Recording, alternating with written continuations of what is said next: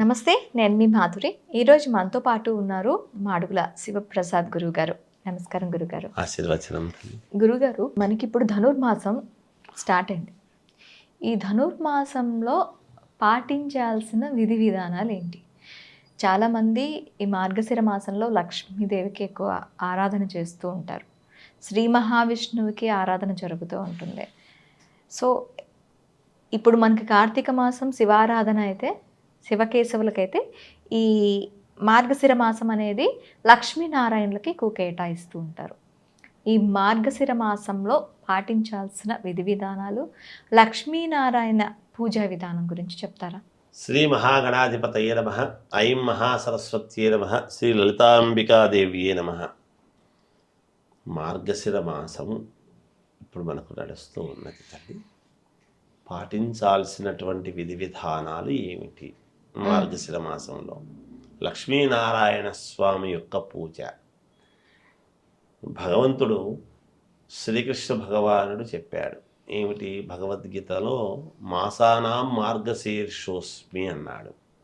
మాసములలో మార్గశిర మాసము నేనే అని స్వయంగా చెప్పాడు. వావ్! ఎందుకు మార్గశీర్షోస్మి అంటున్నాడు అంటే, మార్గశిర మాసము అనేటువంటిది శిరస్సు వంటిది అని. శీర్షము అంటే శిరస్సు. మార్గశీర్షోస్మి అన్నాడు. శిరస్సు వంటిది అని ఎప్పుడైతే అనుకుంటున్నామో, మనం పొద్దున సాయంకాలము ముఖం కడుక్కొని రెడీ ఎందుకు అవుతున్నాం? ఎప్పుడైనా కూడా ప్రతి మనిషికి ముఖము ప్రాధాన్యత. చూడంగానే మన సంస్కారముగా ఇంకొక ముఖ లక్షణం, ఇంకొకరిని చూడంగానే అయ్యా నమస్కారం అని నమస్కారం పెడతాం. ఎందుకు? ముఖే ముఖే సరస్వతి. ఒకరి ముఖములో ఇంకొకరి ముఖములో సరస్వతి తాండవిస్తుంది. విద్య అనేటువంటిది ఏ ఒక్కరి సొత్తు కాదు. ఏదో ఒక గొప్పతనం ఎదుటి వాళ్ళల్లో ఉంటుంది, ఉండకుండా ఉండదు. అందుకని ప్రతివాడిని గౌరవించుకునేటువంటి సాంప్రదాయం అది. అందుకని ముఖము బాగుండాలి. మార్గశిర మాసంలో మనం ఏమిటి అంటే, మామూలుగా కార్తీక మాసం అంతా కూడా దీపాలు ప్రాధాన్యత. ఓకే. కార్తీక మాసం అంతా కార్తీక దీపము, సాయంకాలం అయితే దీపాలు, ఇవన్నీ పెట్టుకుంటాం. కార్తీక మాసంలో దీపాలు ఎందుకు పెట్టుకుంటున్నామంటే, కార్తీక మాసము కంటే కూడా ముందు వర్షాకాలం వచ్చి ఉంటుంది. వర్షాకాలం కంటే ముందు వేసవి కాలం, ఎండాకాలం ఉంటుంది. ఎండలకు విపరీతముగా భూమాత బాగా వేడెక్కి ఉంటుంది. ఆ భూమాత వేడెక్కినటువంటి దానికి గాను విపరీతమైనటువంటి వర్షాలు కురిసినటువంటి దాని వలన ఆ వర్షం అంతా కూడా భూగర్భంలోకి పోయి, ఈ వేడి దీని మీద పడినప్పుడు ఏమవుతుంది? నీళ్ళన్నీ కూడా వేడై భూగర్భంలోకి పోతాయి. వేడి నీళ్లు భూగర్భంలోకి పోయినప్పుడు భూగర్భంలో ఉండేటువంటి విషపూరితమైనటువంటివన్నీ కూడా బయటికి రావడం జరుగుతుంది భూమి పైకి. మనకేం చెప్తున్నాము? అతల వితల సుతల రసాతల తలాతలం మహాతలం పాతాళం అని చెప్పుకుంటున్నాం మనం. పైన 7 లోకాలు, కింద 7 లోకాలు ఉన్నాయి అనేటువంటి భావనతో కదా మనం ఉంటున్నాం. కింద ఉండేటువంటివన్నీ కూడా పాతాళ లోకం వరకు ఎప్పుడైతే ఇదవుతున్నాయో, ఆ పురుగు పుట్ర బయటికి వచ్చి ప్రకృతిలో విపరీతమైనటువంటి కొన్ని ఇబ్బందులు కలిగించేటువంటి విధానముగా ఉంటాయి. కాబట్టి వాటికి ఈ దీపారాధన, నెయ్యితో చేసినటువంటి దీపారాధన, దానికంటే ముందు పిండితో, బియ్యపు పిండి, పసుపు అన్నీ కలిపి ఒక దీపములాగా చేసి పూర్వం చేసేవాళ్ళు. ఇప్పుడు ప్రమిదలు రకరకాల డిజైన్లతో మట్టి ప్రమిదలు దొరుకుతున్నాయి కాబట్టి తెచ్చుకొని మనం దీపారాధనలు చేస్తున్నాం. అవి కూడా కాదు, ఇంకా ఓపిక తక్కువ, ఒక వైర్ పెడితే అన్నీ వెలిగినట్టుంటాయని ఎలక్ట్రానిక్ అన్నీ పెట్టుకుంటున్నాం మనం ఆనందంగా ఇంటి ముందు. అవి కాదు దాని ప్రాధాన్యత. బియ్యపు పిండి, బియ్యము దంచి బియ్యపు పిండితో కాస్త పసుపు వేసి నెయ్యి వేసి కలిపినటువంటి దాంతో ఒక పిండితో దీపము చేసి దాంతో నెయ్యి పోసి ఒత్తి వేసి దీపారాధన చేస్తే ఆ పిండి దగ్గరికి పురుగులు వచ్చి పిండిని తినడం అనేది జరుగుతుంది. ఓకే. ఆ వెలుక్కు దాని ద్వారా, పొగ ద్వారా వచ్చేటువంటిది ప్రకృతిలో కలిసి మనకు ఇబ్బంది లేకుండా చేసేటువంటి విధానం. అందుకు దీపాలు పెట్టుకోవడం. కార్తీక మాసానికి, మార్గశిర మాసానికి శివస్య హృదయం విష్ణు, విష్ణోస్య హృదయం శివ. శివకేశవులకు ఇద్దరికీ భేదం లేదు. ఇప్పుడు మార్గశిర మాసంలో మనం చేయాల్సింది ఏమిటంటే స్నానాలు, మాఘస్నానము. తెల్లవారుజామునే స్నానం అవసరం. ఎంత తెల్లవారుజామున స్నానం చేస్తున్నావు, ఏం చేయొద్దు. నీకు మామూలుగా మనం విష్ణువుకు మనం చేసుకునేటువంటిది ఏమిటి అంటే స్నానం చేసి విష్ణు ఆలయం పోయి మనం నారాయణ నారాయణ నారాయణ అనుకుంటే శ్రీ మహావిష్ణువును మనం ఒక్కసారి తలుచుకున్న మాత్రాన్నే మేలు జరుగుతుంది అన్నాడు. అవును, ఇంకేం చేయనక్కర్లేదు, విష్ణు ఆలయాలకు వెళ్ళటమే. మనకు ఇచ్చేటువంటిది ఏమిటి, ధనము కావాలన్నా ఇంకోటి కావాలన్నా లక్ష్మీ నారాయణ స్వామి స్వరూపము కాబట్టి లక్ష్మీదేవిని నారాయణ స్వామిని మనం ఆరాధించడం చెప్పు. ఎందుకు, వైభోగం. ఒక వివాహం జరిగిన సత్యనారాయణ స్వామి కూడా విష్ణు పరంపరమైనటువంటి ఆలయాల్లోనే చేసుకుంటాం మనం వివాహాలన్నీ కూడా. బాగా గమనించండి, శివాలయాల్లో వివాహం చేసుకోము కదా. అవును. మరి విష్ణు ఆలయం ఎందుకంటే వైభోగం, నిత్య కళ్యాణం పచ్చతోరణము. ఇక్కడ కళ్యాణం జరిగితే అలంకార ప్రియో విష్ణు అన్నాడు కదా.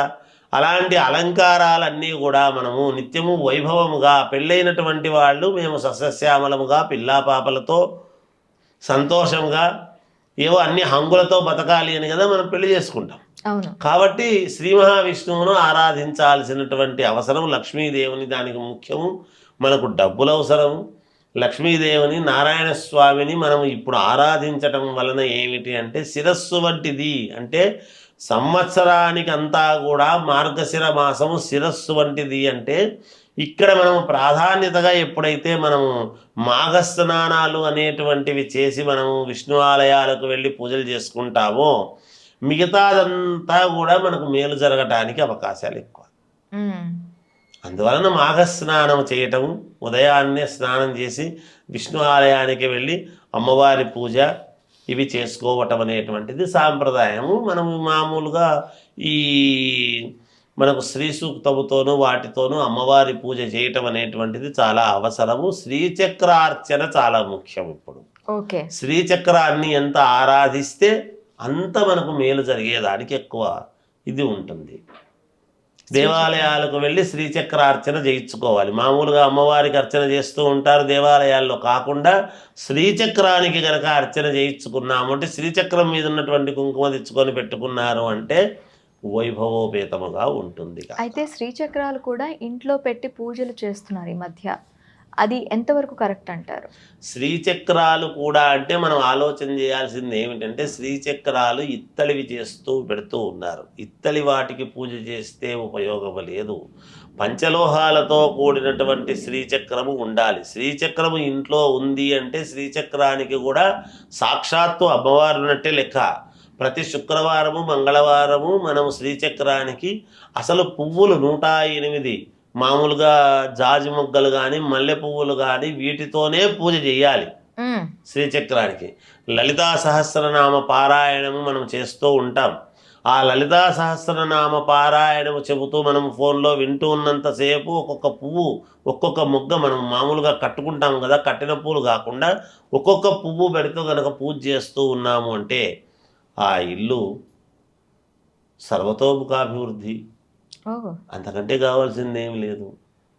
అక్కడ అర్చన చేసి ఆ అర్చన కుంకుమ కొరవ పెట్టుకున్నారు అంటే సాంప్రదాయం. ఇప్పుడంతా ఏమిటంటే మాఘస్నానాలు చేసి మాఘస్నానాలు అయిన తర్వాత ముత్తైదువులను, సాటి ముత్తైదువులను ఇంటికి పిలిచి తాంబూలాలు ఇస్తారు. మాఘమాసం అంతా కూడా ఇంటికి తాంబూలం ఇవ్వటం ఎందుకంటే ఒక ముత్తైదువుకు తాంబూలం ఇచ్చినారు అంటే ఒక 100 మందికి భోజనం పెట్టినంత కద్దు. ఓకే, సాటి ముత్తైదువులను ఇంటికి పిలిచి రవిక తాంబూలము ఏదో వాళ్లకు తోచిన ఇది పెట్టి పసుపు కుంకుమ అవి తాంబూలం ఇవ్వటము, గాజులు అవి ఇవ్వటం అనేటువంటిది ఎంత పుణ్యప్రదం అంటే 100 మందికి భోజనం పెట్టినంత కద్దు ఒక ముత్తైదువుని ఇంటికి పిలిచి మనం తాంబూలం ఇచ్చినాము అంటే.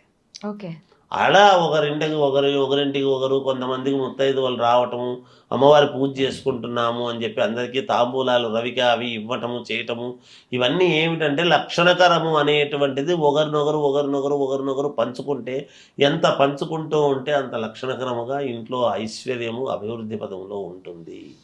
ఇంకొక రూపంలో అమ్మవార్లు అష్టలక్ష్ములు ఏ రూపకంలో వస్తారో తెలియదు. మనమేమో మన వాళ్ళని పిలిచినామని మనం అనుకుంటాం. మనకు తెలియకుండా అకస్మాత్తుగా ఎవరో ఒక కొత్త వ్యక్తి కూడా వస్తారు అందులో, ఓకే. మనకు తెలియదు. బాగా గమనించాలి, చాలా ఇళ్లలో అట్లా జరుగుతూ ఉంటాయి. మనం ఒక ఇంతమందిని పిలుస్తాం, ఒకరిద్దరు ఎక్కువ వస్తారు. అంటే ఏమిటి, అసలు వాళ్ళు రారు, ఎవరో వస్తారు, వాళ్ళు తీసుకుంటారు తాంబూలం. అంటే అమ్మవారు వాళ్ళల్లో ఉండి వచ్చినట్టుగా భావించాలి. అందుకనే అభ్యాగతో స్వయం విష్ణు అన్నారు. అనుకోకుండా వచ్చేటువంటి వాళ్ళు శ్రీ మహావిష్ణువుతో సమానము అనేటువంటి.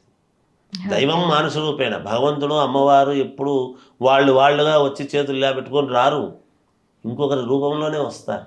థ్యాంక్ యూ గురుగారు. జయ వస్తుంది.